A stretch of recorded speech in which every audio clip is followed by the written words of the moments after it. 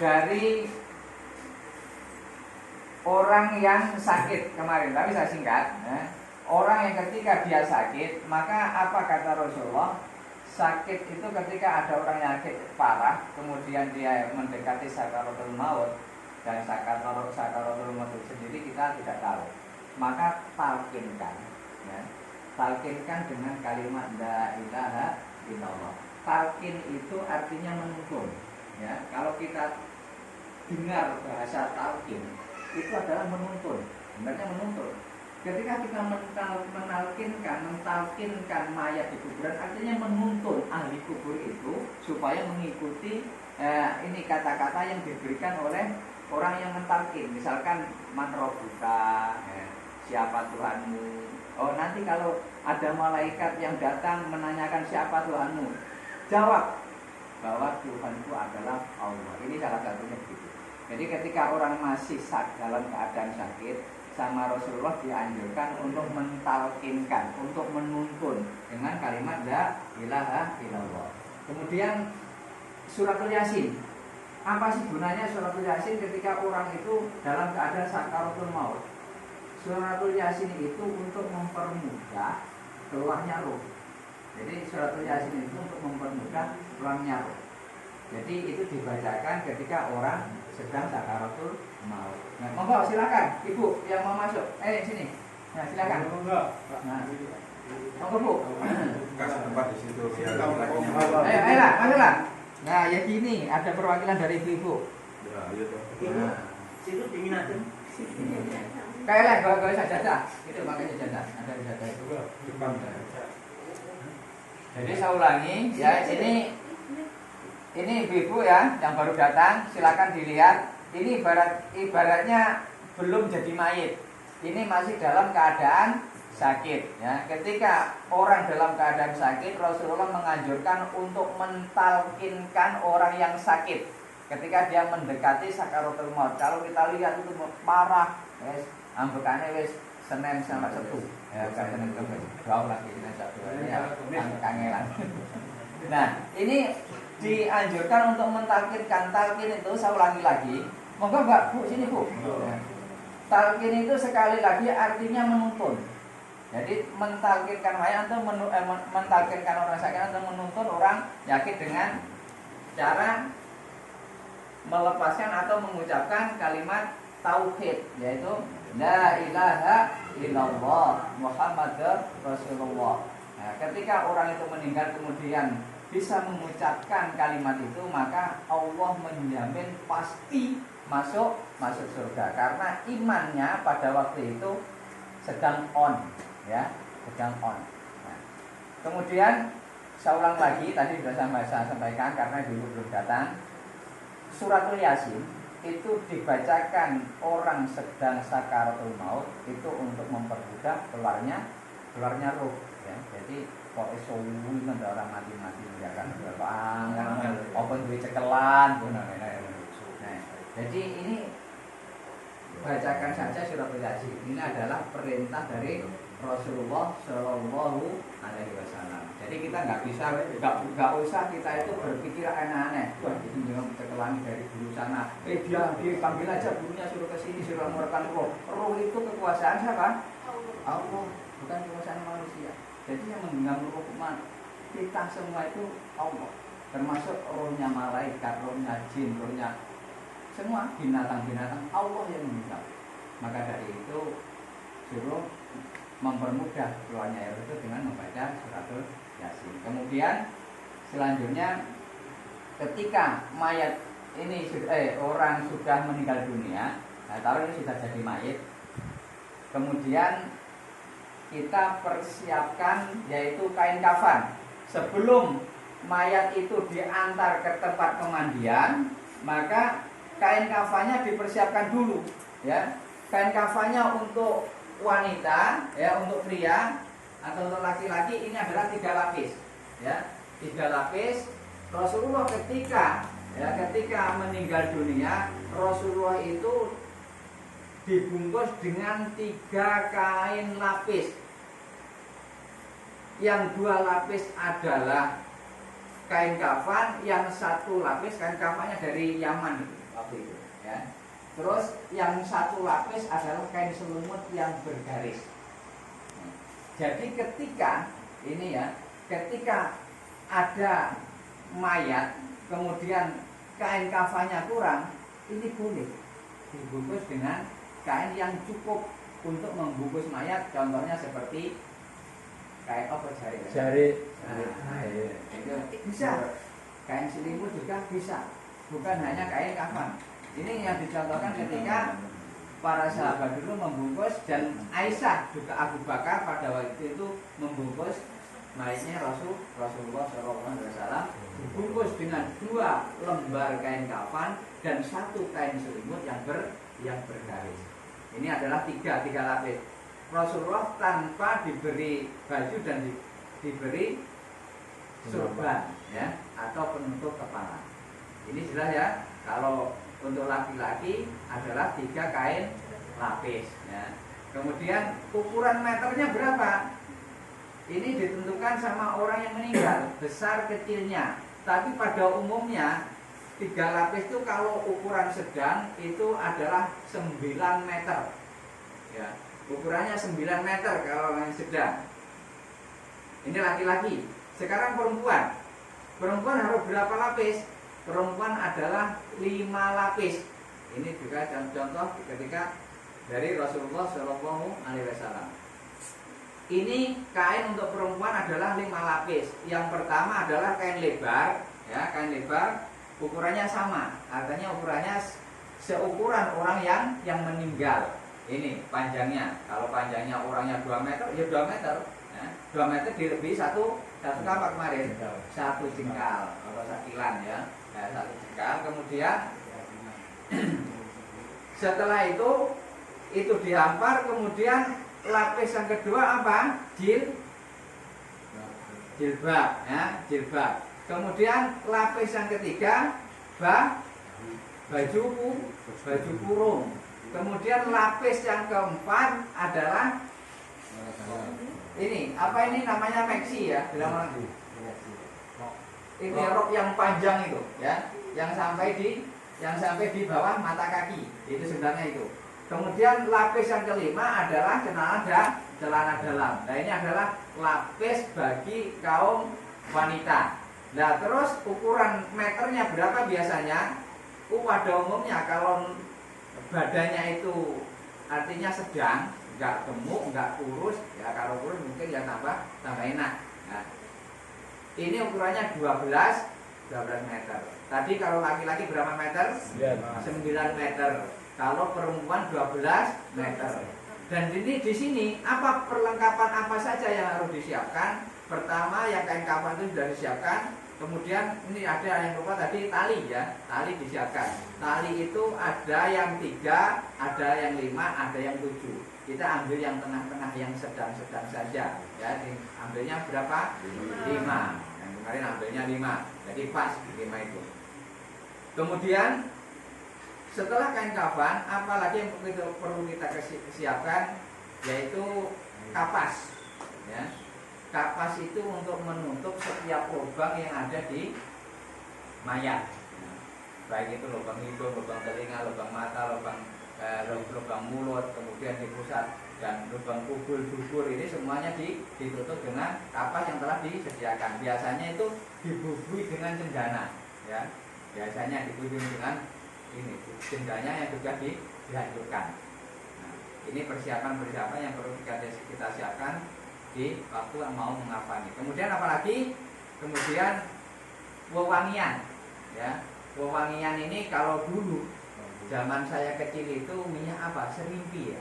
Nah, serimpi. Makanya itu baunya khas. Kalau kita bau minyak serimpi di pasar, wah ini minyak mayit. Ya. Jadi terus habis itu ada lagi minyak fango. Ya, minyak fango. Jadi ini baunya khas juga. Nah, dan ini kadang-kadang bau menakutkan ya, bagi anak-anak kecil. Nah, orang tua itu kalau yang perempuan itu suka takut-takut dengan bau itu. Nah sekarang ada minyak yang murah dan juga baunya kita bisa pilih. Minyak untuk sholat itu Pak. Ya, minyak untuk sholat itu Baunya kan macam-macam itu. Nah, jadi sekarang pakai itu aja lebih enak ya, lebih khas ya. Lebih khas. Jadi baunya itu nggak menyengat, baunya nggak asing. Nah, ini kita sediakan aja itu. Jadi tadi yang perlu kita siapkan di kafan apa aja? Kain kafan, kemudian kapas, kemudian pewangian. Nah ya, itu Pak ya. Kemudian kalau ada bubuan ini, bubuan cendana kalau ada. Biasanya di tempat orang jual beginian ini disediakan. Tapi kalau nggak ada juga nggak apa-apa. Yang penting pewanginya itu ada. Kemudian ini sudah kita siapkan di bagian kafan. Kemudian di bagian pemandian, ya, bagian pemandian ini apa yang kita siapkan kemarin seperti kemarin. Pertama yang harus kita siapkan adalah tempat air. Tempat air ada berapa? Ada 3, ya. Tempat air ada 3. Ini isinya adalah yang pertama air bersih, suci dan mensucikan. Ini yang pertama. Jadi yang pertama mungkin di sana atau di sini terserah ya. Air suci dan mensucikan. Kemudian yang kedua, ini air suci mensucikan ini ukurannya paling banyak. Kalau memang embernya itu ya harusnya penuh, dipenuhi. Bahkan nanti bisa kurang itu Pak. Nah, maka kita persiapkan aliran dari sumur menggunakan alkon atau menggunakan sanyo bisa itu. Nah, kemudian yang kedua adalah air sabun. Air sabun nggak usah terlalu banyak, yaitu setengah saja. Kemudian yang ketiga kita siapkan air kapur baur. Mungkin ada 9 butir atau 10 butir. Kita haluskan. Kemudian kita campur dengan air. Dan air yang sering kita lihat, mungkin ya kita semua kan mayoritas Jawa. Dan mungkin tempatnya Pak Mustami juga begitu, nggak tahu saya. Ya. Biasanya ini Pak, ada air kembang, ada air daun kelor. Sebenarnya daun kelor itu ada tujuannya itu pasti ada.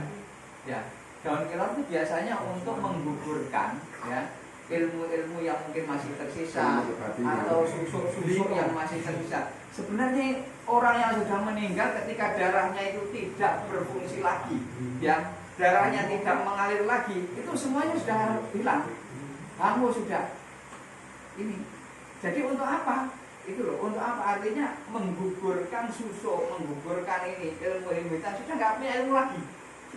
Nggak punya ilmu lagi. Orang yang sudah meninggal sudah habis putus dengan kehidupan dunia. Ini nggak sakti lagi.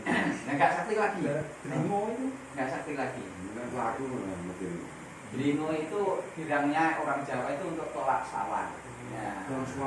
Wah ya, itu untuk tolak sawan. Jadi mungkin ada anak-anak kecil atau orang-orang yang sedang punya borok mungkin, nah itu dikasih belingo biasanya di situ biar nanti apa itu nggak berpengaruh dengan mayit ini. Artinya, bos boron saya harus mayat itu tambah babrah.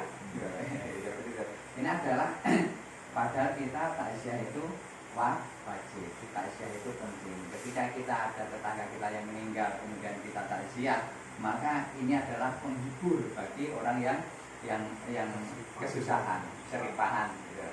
Makanya takziah itu artinya menghibur Pak. Ya, takziah itu artinya menghibur. Ketika kita datang ke tempatnya orang kesusahan berarti kita takziah, kita menghibur. Nah di situ ini tadi yang kita persiapkan sudah tahu ya, air bersih, suci mensucikan, air sabun, air kapur baru. Dan kalaupun seandainya ada air bunga, ini memang mungkin masih terbawa dengan adab mungkin pikiran. Bisa Pak, dicampur di air sabun. Ya apa sabun. Nah, jangan sampai dicampur di air bersih suci mensucikan. Nanti kalau dicampur di situ sudah nggak suci lagi. Namanya mustakmal sudah. Suci tapi nggak bisa untuk mensucikan.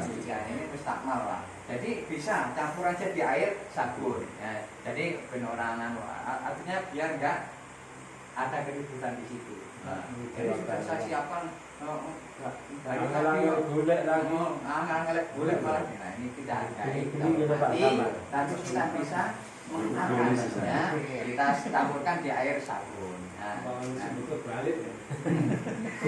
Nah, ini sudah paham ya. Kemudian Cara-cara memandikan kemarin sudah tahu. Yang pertama ya kita bersihkan kepalanya, memandikan. Kemudian setelah kepalanya itu bersih, matanya bersih, hidungnya bersih, mulutnya bersih, telinganya bersih, gigi-giginya sudah dibersihkan, rambutnya sudah disampo. Nah, ini kita pindah ke tangan kanan. Nah, kata Rasulullah apa? Ketika Zainab ini suami putrinya Rasulullah meninggal, maka Rasulullah suruh sahabat untuk memandikan. Siapa sahabat waktu itu? Atiyah, yaitu sahabat perempuan, bukan laki-laki ya. Maka ini Atiyah yang meriwayatkan hadis ini, kemudian disampaikan kepada kaum muslimin bahwa Zainab ketika meninggal Rasulullah menyuruh Atiyah untuk memandikan dengan siraman 3 kali, 5 kali atau 7 kali. Yang penting bilangan yang bilangan ganjil. Kemudian setelah kamu mandikan, bawalah ke tempatku. Apa kata Rasulullah ketika di pemandian? Siapkan, itu adalah air bersih, kemudian air sabun, kemudian sedikit air kapur barus, kata Rasulullah, sedikit air kapur barus. Kemudian mulailah memandikan itu dari tempat yang kanan, dan dahulukan di anggota wudhunya. Ini kata Rasulullah begitu. Dahulukan di anggota wudhunya. Dimulai dari sebelah kanan dan didahulukan dengan dari anggota wudhunya. Nah, anggota wudhu yaitu di kepala, ya, termasuk kita itu ada hidung, ada ini mengusap, karena di surat Al-Maidah itu Pak ayat 6 itu wudhu itu sudah dijelaskan sama Allah Subhanahu Wa Taala, wajibnya ada 4. Pertama membasuh muka, kemudian membasuh tangan sampai siku, kemudian mengusap kepala, sebagian daripada kepala. Nah, ini bukan rambut. Di situ nggak dijelaskan rambut karena tidak semua orang punya rambut. Tapi setiap orang yang hidup punya kepala. Ini kehadiran Allah Subhanahu Wa Taala. Saya kalau ada rambut ya ada kepala. Makanya itu. Jadi yang dijelaskan di surat Al-Maidah ayat 6 itu adalah kepala. Sebagian dari kepala diusap, kemudian baru kaki. Makanya orang yang meninggal ini didahulukan anggota wudhunya. Ini ada 2 pendapat. Ketika setelah memandikan, ada yang diwudhui, ada yang tidak. Yang berpendapat yang diwudhui ini mungkin kurang marem atau kurang lego. Tapi yang berpendapat yang nggak diwudhui karena ketika memandikan itu sudah dibersihkan di anggota wudhunya terlebih dahulu. Nah, di sini. Dan ini yang berpendapat yang nggak diwudhui mungkin karena wudhu itu hanya untuk orang yang mau sholat, orang yang masih hidup kemudian mau sholat. Ini yang berpendapat tidak diwudhui. Tapi yang berpendapat diwudhui itu ini untuk lebih mensucikan. Ketika setelah dimandikan membersihkan semua hadas besar, kemudian dibersihkan pun dengan hadas kecil. Ini terserah nanti ya, kita yang mau kita lakukan, mau diwudhui ataupun tidak diwudhui itu sama-sama sah. Jangan dijadikan perbedaan atau pertengkaran di antara kaum muslimin sendiri. Ketika kita tahu itu, sekarang saya jelaskan seperti ini. Ketika nanti kita kemana takziah, kita nggak diwudhui, berarti sudah tahu alasannya. Itu kok diwudhui, berarti kita sudah tahu alasannya. Nah, ini bab perkara memandikan. Dan tadi ibu-ibu saya jelaskan lagi itu ya. Coba. Yang pertama tadi apa Bu? Dari kepala ya, kepala sampai bersih begitu. Yaitu kemudian tangan kanan ya, tangan kanan sampai bersih ya. Yang pertama disiram dengan air sabun ya. Kepalanya begitu air sabun, setelah digosok sampai bersih, kemudian disiram dengan air suci ya. Kemudian setelah bersih semua, kepalanya bersih, berarti yang mana urutannya kembali? Urutannya tangan kanan. Tangan kanan disiram dulu dengan air sabun, kemudian setelah digosok sampai bersih, kuku-kukunya dibersihkan ya. Terus ini apa kelek ini Pak? Ketiak ya, ketiak itu dibersihkan juga ya. Nah, ini sampai bersih, kemudian pindah ke ke tangan kiri ya, tangan kiri. Nanti prakteknya ada seperti kemarin. Ini saya akan secara beberapa aja guru-guru yang gimana. Kemudian setelah itu kaki kanan ya, kaki kanan sampai bersih dari sampai kuku-kukunya. Kemudian disiram air sabun lebih dahulu, kemudian setelah digosok-gosok bersih, ini kita siram dengan air bersih. Kemudian setelah itu kaki kiri juga begitu prosesnya seperti kaki kanan. Tapi dengan cara kita tadi belum saya sampaikan menggunakan sarung tangan. Nah ini sarung tangannya dipakai ini, ya. Nah, ini sarung tangannya. Sarung tangannya perawat ini kan lembut. Nah, jadi kalau tangannya seperti tangan saya ini kapalan ya. Ini kasar. Nah, kalau kan dosa mayit nanti mayitnya teriak-teriak. Setelah kaki kemarin apa? Dada. Nah, setelah dada kemudian mayat kita miringkan ke kiri. Nah, dada sampai bersih. Kemudian mayat kita miringkan ke kiri, kita ambil bagian kanan di belakang bagian kanan. Nah, kemudian setelah kanan bagian belakang ini bersih, dada bersih, kemudian kita miringkan ke kanan. Kita ambil bagian kiri sampai bersih. Kemudian kita sempurnakan lagi seperti ini. Kemudian setelah itu yang terakhir adalah perut kita tekan sedikit untuk membersihkan kubul dan dubur. Tahu ya? Kubul dan dubur ya. Tempat keluarnya air kencing dan juga tempat keluarnya kotoran. Nah ini, siapa tahu ada kotoran yang mau keluar, ya. Ini kita tekan sedikit dia biar keluar. Tapi ketika kita menekan perutnya ini air sabun terus, nggak berhenti. Ya. Jadi ini air sabun terus nggak berhenti sampai diperkirakan itu sudah bersih. Setelah bersih, kemudian kita siram dengan air bersih, suci dan mensucikan. Nah ini proses daripada memandikan, ini caranya selesai secara teori. Nah, nanti secara praktek nanti kemarin Pak Jamroni, belum Pak Jamroni ya, kemarin Pak Karman, Pak Yid, Pak Sudi sama Pak Minto. Nah, kemarin yang sudah praktek, mudah-mudahan masih hafal. Nah, nanti apakah nanti gantian yang